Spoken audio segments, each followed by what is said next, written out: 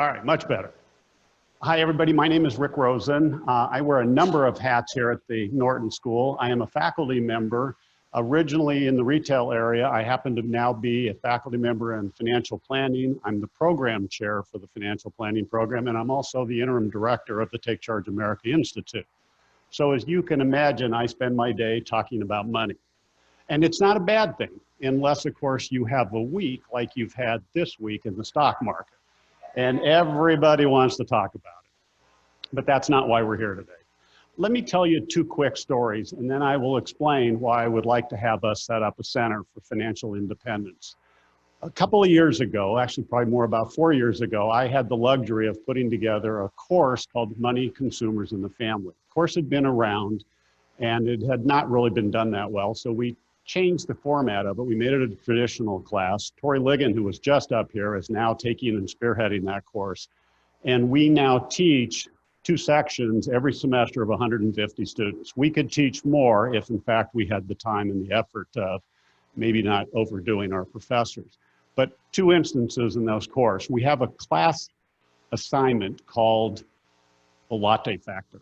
And what we do is we have the students, and mostly students are freshmen, some sophomore, and essentially, this is an assignment. We want the students take a week, and we want you to basically write down every single expenditure you have. And I mean everything. You got up at 3 o'clock in the morning and you went to the vending machine, write it down. You went to Starbucks, write it down. You went and bought that god-awful thing called avocado toast, write that down.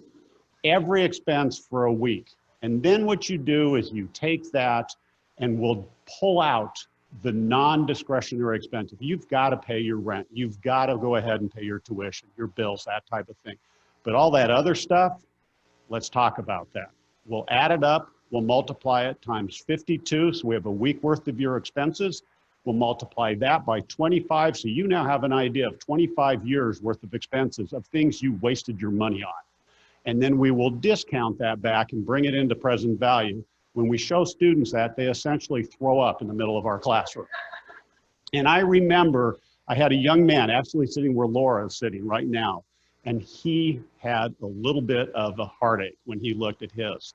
After that assignment, I noticed every single day he had a brown paper bag. The class was taught at lunchtime. It wasn't to throw up in. He was bringing his lunch. At the end of the semester, he did a self-reflection paper. He saved $937 and put it in a Roth IRA. We got that student. And then I also spend a fair amount of time, because literally, oh, sorry, telling me 2.5 minutes. We spend a fair amount of time. I have graduating seniors. I just spent 4 hours with the seniors. She had 5 job offers. Which one do I take? We need to help those students. The Center for Financial Independence and Success, ultimately what I want to do is I want to turn around and provide the students the tools, the skills where they don't get into trouble.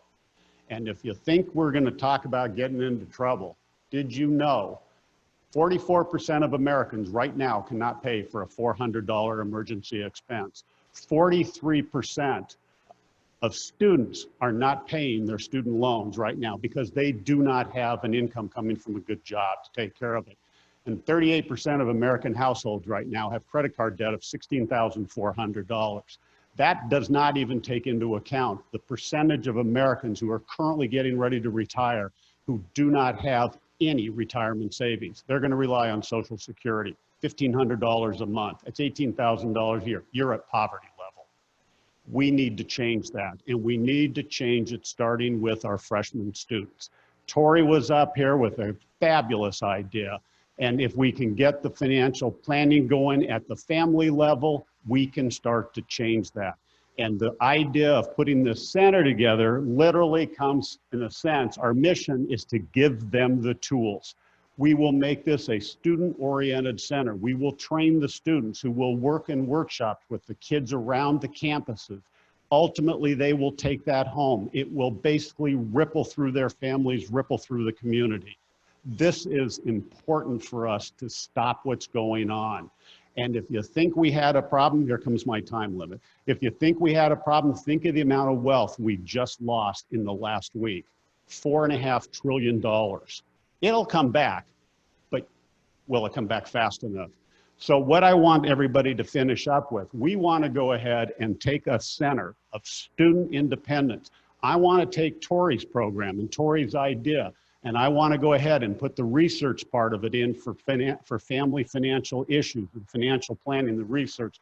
Darren, I want to take your program and your idea, and I want to go ahead and literally bring the family therapy together. We at the Norton School, we've got the resources, we've got the faculty, we can put this together.